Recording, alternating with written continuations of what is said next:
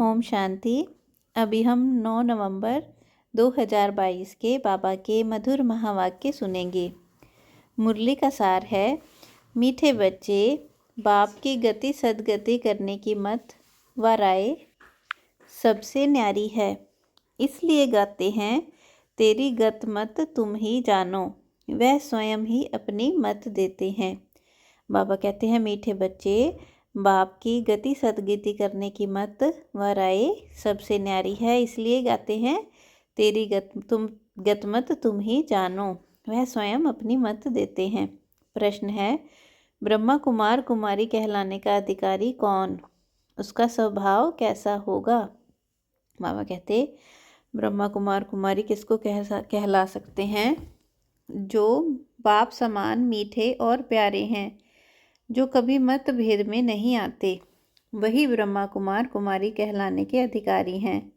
BK का स्वभाव बहुत बहुत मीठा होना चाहिए, अंदर जरा भी कड़वापन अथवा देह अभिमान ना हो। बाबा कहते ब्रह्मा कुमार कुमारी कहलाने के हकदार बच्चे मेरे, जो उनका क्या होगा कि मीठे, बहुत मीठे स्वभाव वाले होंगे, कभी अंदर भी कड़वापन नहीं होगा बिल्कुल भी। गीत है ओम नमो शिवाय। ओम शांति। सब सेंटर्स के नूरे रत्नों को बेहद का बाप समझा रहे हैं। सेंटर्स वाले बच्चे समझेंगे और सुन सकेंगे कि बाप क्या समझाते हैं। देखो, इस दुनिया में हर एक के लिए नफ़रत है। बाबा कहते हैं इस दुनिया में हर एक के लिए नफ़रत है। गोरों को कालों के लिए नफ़रत है। समझते हैं यह हमारे गांव से निकल जाएं, इतनी नफ़रत है। इतने धर्म वाले सब एक दो से लड़ते झगड़ते रहते हैं। यह है ही रावण का राज्य, उनका अभी अंत है। मनुष्य तो जानते नहीं, पुकारते रहते हैं हे पतित पावन, दुख हरता सुख करता, हे लिबरेटर आओ। दुख तो सबको है ही। बुद्धि भी कहती है कि इनको हेवन तो नहीं कहेंगे, स्वर्ग ही सबको याद आता है, तो जरूर अभी नरक है। नई दुनिया थी जरूर, फिर वह शांति के बाद सुख की दुनिया आएगी ज़रूर। वहाँ इस दुख धाम का नाम निशान नहीं होगा, अभी फिर सुख शांति का नाम निशान नहीं है। बाबा कहते नई दुनिया में दुख का बिल्कुल नाम निशान नहीं होगा। 5000 वर्ष पहले सुख धाम था, बाकी सब आत्माएं शांति धाम में रहती थी। यह भी तुम सब अब जानते हो, जबकि तुमको परम पिता परमात्मा ने समझाया है। कहते भी हैं शल तुमको ईश्वर समझ देवी। ऐसे नहीं कहते कि ब्रह्मा विष्णु शंकर अच्छी मत दें, ईश्वर का ही नाम लेते हैं तो जरूर है कोई। इस समय ईश्वर ने ही मत दी होगी और साकार में ही आकर दी होगी। लिखा हुआ है श्रीमद् भगवानुवाच, सिर्फ नाम कृष्ण का डाल दिया है, वास्तव में है निराकार भगवान की मत, तो जरूर नई दुनिया स्थापन हुई होगी। भगवान ने तो सारी दुनिया में फेरा नहीं लगाया होगा, न सारी दुनिया आ सकती है। बाबा कहते न भगवान के पास सबके पास जा सकता है, न सब परमात्मा के सम्मुख हो सकते हैं। कितने ढेर मनुष्य हैं, कोई बड़ा आदमी आता है, उनको भी कोई सब थोड़े ही देख सकेंगे। इतने सब मनुष्य आत्माओं को बाप आकर गति सदगति देते हैं।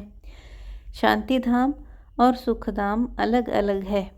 बाबा कहते सुख धाम में अशांति नहीं होती, दुख धाम में फिर शांति नहीं होती। यह सब बातें बाप समझाते हैं, जो कोई शास्त्र में नहीं होंगी। भगवान को कहा जाता है नॉलेजफुल, वह सब कुछ जानते हैं।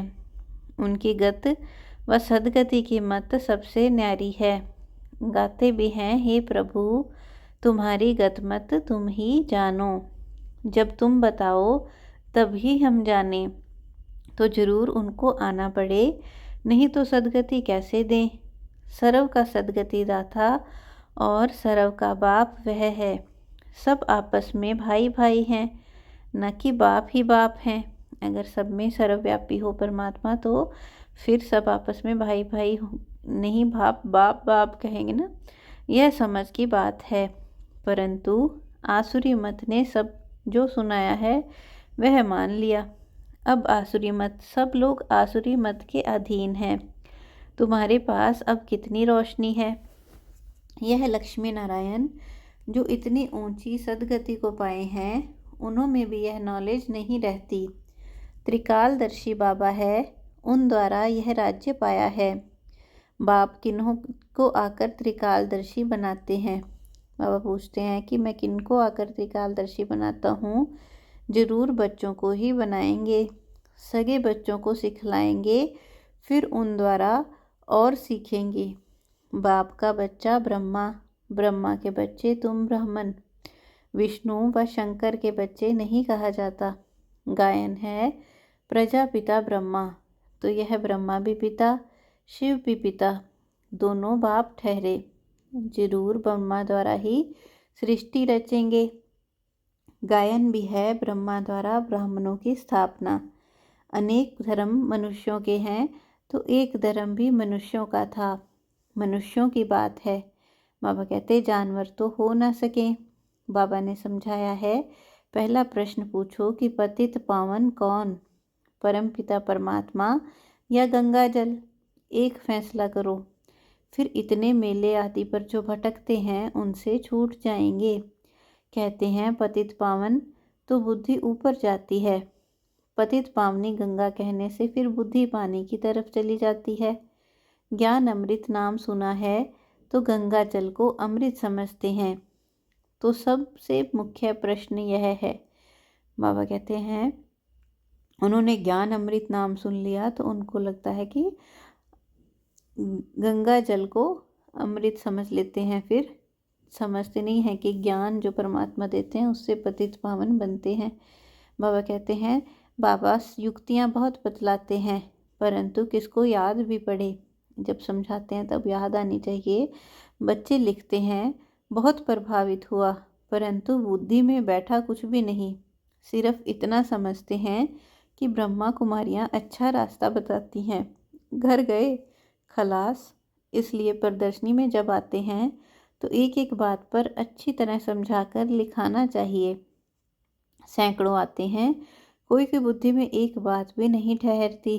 बाबा के पास ऐसा समाचार नहीं आता कि इन इन मुख्य बातों पर भाषण किया। बाबा कहते हैं स्कूल है, टीचर पूछता है तो स्टूडेंट को जवाब देना पड़ता है। तुम टीचर होकर पूछेंगे तो जवाब देंगे। बच्चे बहुत खुश होते हैं। तुम बच्चे उतरती कला और चढ़ती कला पर भी समझाते हो। कोई मुक्ति में गए, कोई जीवन मुक्ति में गए, सबका भला हो गया, सबकी चढ़ती कला हो गई। अब फिर सतो प्रधान सतयुग वालों को तमो प्रधान में नीचे जरूर आना है। तो यह भी दिखाना पड़े कि द्वापर से उतरती कला होती है। चढ़ती कला उतरती कला का भी स्लाइड है, परंतु बच्चे समझाते नहीं। हर एक बात पूछना चाहिए। यह पढ़ाई है, टीचर होकर बैठना चाहिए। बाकी भाषण किया, स्टेज पार्टी बना, यह तो कॉमन है। यहाँ तो हर एक बात पूछनी है। बाबा कहते डिस्कशन करनी है। जब भाषण देते हो तो पूछना है कि चढ़ती कला उतरती कला क्या है, पतित पावन कौन है। सर्व का सदगति दाता पतित पावन बाप एक है, वह सर्वव्यापी है। फिर बाबा कहते अगर सर्वव्यापी है तो फिर बाप कैसे ठहरा। बताओ, पतित पावन ज्ञान का सागर गीता का भगवान है या श्री कृष्ण। भगवान किसको कहेंगे, जरूर निराकार को कहेंगे। इस हिसाब से गीता खंडित हो गई, खंडन हो गई। गीता माई बाप खंडन, तो सब शास्त्र खंडन हो गए। तुम सिद्ध कर बताओ कि सारी दुनिया झूठी है, सब पत्थर बुद्धि हैं। पारस बुद्धि होते ही हैं सतयुग में। पत्थर बुद्धि हैं, तब तो बाबा आकर पारस बुद्धि बनाते हैं। जो पारस बुद्धि थे वही आकर पत्थर बुद्धि बने हैं। जबकि सृष्टि का भी अंत है। बीच के टाइम में हम कह नहीं सकते कि तुच्छ बुद्धि व तमो प्रधान है। पिछाड़ी में सब तमो प्रधान बनते हैं। बाबा कहते क्रिश्चियन धर्म आया तो ऐसे नहीं कहेंगे कि तमोगुनी थे, तब तो अभी रजोगुनी में थे ना, उनको भी सतो रजो तमो में पास करना है। बाबा कहते सबकी अपनी अपनी सतो प्रधान स्टेज होती है। जब क्रिश्चियन धर्म स्थापन हुआ तो उनकी भी तब सतो प्रधान स्टेज थी अपने हिसाब से, तो फिर वो भी सतो रजो तमो में आए। इस समय सारा झाड़ जड़ जड़ीभूत है, इनका विनाश होना है, इस पर अच्छी रीति भाषण करना है। ऐसे नहीं जो आया सो बोल दिया। बड़े अक्षरों में यह पहेली लगा दो कि सब पढ़ें। गीता का भगवान पुनर्जन्म रहित ज्ञान सागर परमपिता परमात्मा या श्री कृष्ण भगवान ने ही गीता रची और पतितों को पावन बनाया। याद भी उनको करते हैं। अब कृष्ण की आत्मा भी पावन बन रही है, इस बात को उठाते नहीं हैं। बाबा कहते 5 विकार के डायलॉग बहुत करते हैं। विहंग मार्ग की सर्विस करनी चाहिए। विहंग मार्ग जैसे कि आजकल हो रही है साइंस के साधनों से, अपने को अक्लमंद बहुत समझते हैं, परंतु ख्याल करना चाहिए अक्लमंद कैसे हो सकते हैं, अभी तो कच्चे हैं। हर एक मर्चेंट, हर एक धर्म वालों को तुम्हें अलग अलग निमंत्रण देना है। रामकृष्ण वालों का बड़ा मठ है, हरिजन की भी एसोसिएशन है, उनके जो मुख्य हैं सबको निमंत्रण देकर बुलाना चाहिए। ऐसे काम करने वाले कोई हों जो इसमें लगे रहें, आपस में राय करनी चाहिए। बाप श्रीमत देते हैं, मुख्य प्रोब की बात उठानी है। तुम माताओं को अच्छी तरह ललकार करनी चाहिए। बाबा कहते कमज़ोर नहीं बनना चाहिए, लेकिन कई ब्राह्मणों की भी आपस में नहीं बनती है। मतभेद के कारण आपस में बात भी नहीं करते हैं। देह अभिमान बहुत है। राम राज्य में जाने के लायक तो बनना पड़े ना। यह है ईश्वरीय राज्य, इसमें आसुरी स्वभाव वाले रह न सके, उनको बीके कहलाने का भी हक नहीं है। बाप कितना मीठा है, जो बाप समान बनना चाहिए। कोई कोई बच्चे कितने कड़वे बन पड़ते हैं। बाप कहते हैं यह तो जंगली कांटे हैं। तो एक एक बात पर अच्छी तरह पूछकर फिर लिखाना चाहिए। पतित पावन परमात्मा या गंगा, सर्व का सदगति दाता परम पिता परमात्मा या पानी की गंगा, ऐसे चित्र बनाने चाहिए। प्रोजेक्टर में भी पहेलियां आ सकती हैं। अब जज करो गीता का भगवान कौन। बाप तो डायरेक्शन देते हैं, पहली मूल बात सिद्ध करो। अलफ को जाना तो सब कुछ जान जाएंगे, बीज को जानने से झाड़ को जान जाएंगे। तुम बच्चों को तो बहुत मेहनत करनी है, सिर्फ कहते हैं बीके बहुत अच्छी सर्विस कर रही हैं, मनुष्यों को लाभ लेना चाहिए। बाबा कहते सिर्फ कहते हैं, समझते नहीं है, ज्ञान को धारण नहीं करते हैं, आता एक भी नहीं है। अच्छा मीठे मीठे सिखी लदे बच्चों प्रति माता पिता बाप दादा का याद प्यार और गुड मॉर्निंग। रूहानी बाप की रूहानी बच्चों को नमस्ते। हम रूहानी बच्चों की रूहानी बाप दादा को दिलवा जान सिखवा प्रेम से नमस्ते नमस्ते। शुक्रिया बाबा शुक्रिया। आपस में राय कर विहंग मार्ग की सेवा करनी है। अब कभी मतभेद में नहीं आना है। टीचर बन सभी को अल्फ की पहचान देनी है। अल्फ अर्थात परमात्मा, एक परमात्मा, उनकी पहचान देनी है। चढ़ती कला और उतरती कला का राज समझाना है। ज्ञान की पहेलियां पूछकर सत्यता को सिद्ध करना है। वरदान है मास्टर दाता बन खुशियों का खजाना बांटने वाले सर्व की दुआओं के पात्र भव।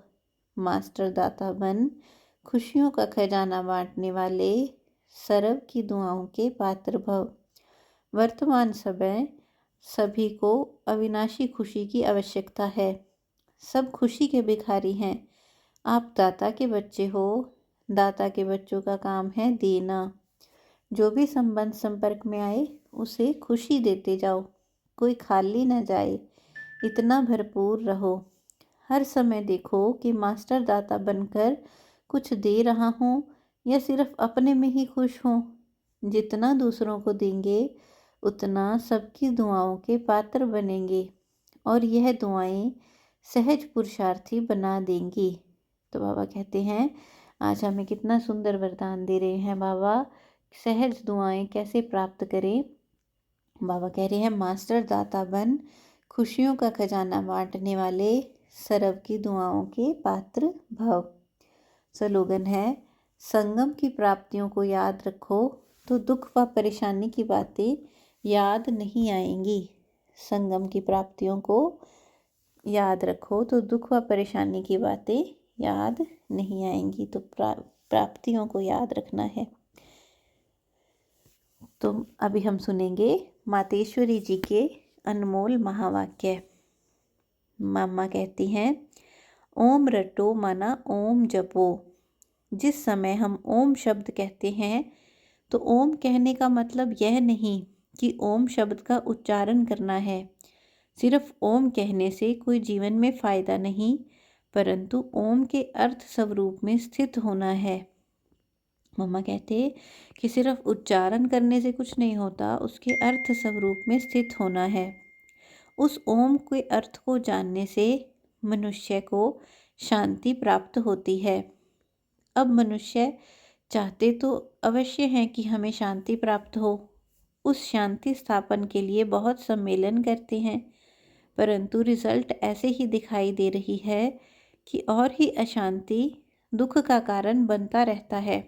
क्योंकि मुख्य कारण है कि मनुष्य आत्मा ने जब तक 5 विकारों को नष्ट नहीं किया है तब तक दुनिया पर शांति कदाचित नहीं हो सकती। मम्मा कहते हैं कि ओम के अर्थ में टिकने से ही शांति प्राप्त होती है, अर्थात मैं आत्मा शांत स्वरूप हूँ। ओम का अर्थात मैं आत्मा हूँ, तो मेरा स्वरूप क्या है? शांत स्वरूप हूँ। तो मम्मा कहते दुनिया वाले शांति की स्थापना के लिए बहुत सम्मेलन करते हैं, पर जानते नहीं कि दुख अशांति का कारण क्या है। ये 5 विकार हैं, जब तक इनको नष्ट नहीं करते तो शांति नहीं आ सकती। तो पहले हर एक मनुष्य को अपने 5 विकारों को वश करना है और फिर अपनी आत्मा की डोर परमात्मा के साथ जोड़नी है, तभी शांति स्थापन होगी। तो मनुष्य अपने से आपसे पूछें मैंने अपने 5 विकारों को नष्ट किया है, उन्हों को जीतने का प्रयत्न किया है। अगर कोई पूछे तो हम अपने 5 विकारों को वश कैसे करें, तो उन्हों को यह तरीका बताया जाता है कि पहले उन्हों को ज्ञान और योग का वास धूप लगाओ और साथ में परम पिता परमात्मा के महावाक्य हैं कि मेरे साथ बुद्धि योग लगाए, मेरे बल को लेकर मुझ सर्वशक्तिमान प्रभु को याद करके विकार हटते रहेंगे। अब इतनी चाहिए साधना जो खुद परमात्मा आकर हमें सिखलाते हैं। तो मम्मा ने बताया कि 5 विकारों को नष्ट करने के लिए एक तो ज्ञान और योग चाहिए, दूसरा परमात्मा के साथ शिव बाबा के साथ बुद्धि योग लगाना है, क्योंकि वही सर्वशक्तिवान है। तो इतनी साधना करनी है तभी 5 विकार नष्ट होंगे। तो फिर मम्मा कहते हैं तुम्हारी गतमत तुम ही जानो। अब यह महिमा किसकी है?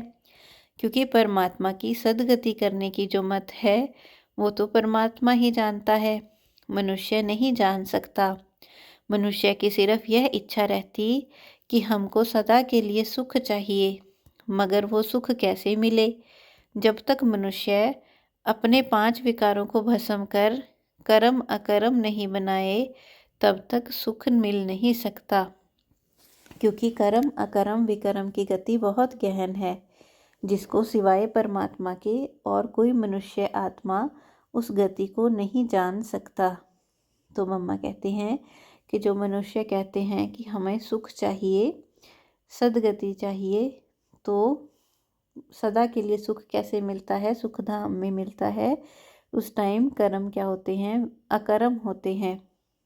तो मम्मा कहते हैं जब कर्म अकर्म विकर्म की गति सिखाने परमात्मा आते हैं तो वही हमें यह गति आत्मा को उसकी गत और मत बताते हैं।